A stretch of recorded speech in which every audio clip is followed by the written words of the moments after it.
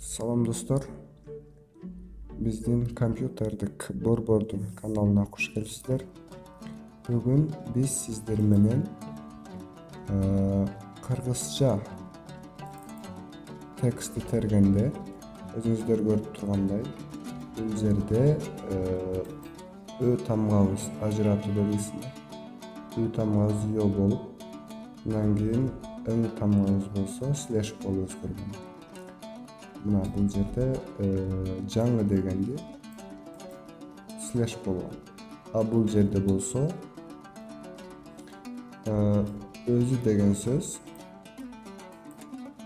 Мына азыр биз ошону ар бирин мынтип өзгөртүп жүрбөстөн биз төмөндөйдө иш аракетти аткарып бардык символдорду же алмашып калган символдорду өзгөртөбүз. Ал үчүн биз Ctrl+H клавиатуралык айкалышын басабыз.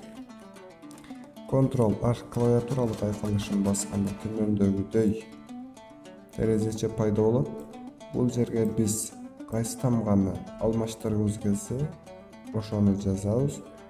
Азыр бул жерге ажыратуу белгисин жазып, муну ө тамгасына заменить на деген ө тамгасына өзгөртөбүз. Заменить всени басабыз. Жалпысынан 61 число табылыптыр. Окейди басып, өзүңүздөр көрүп тургандай жалаң өгө өзгөрдү. Ал эми болсо ё деген бул ü тамгасы, кайрадан эле Ctrl+H'ты басабыз. Бул жерге ё деген табып, бизге үгө алмаштырып бериш керек. Заменить всени басабыз. 79 символ өзгөртүлдү. Эми жаап коебуз. Көрүнүп тургандай биздин бардык туура эмес болуп калган символдорубуз кыргызчага өткөргөндө кандай болуп өзгөртүп алдык. Эң оңой жол менен өзгөртүп.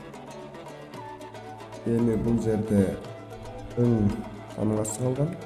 Кайрадан Ctrl+H'ты басабыз.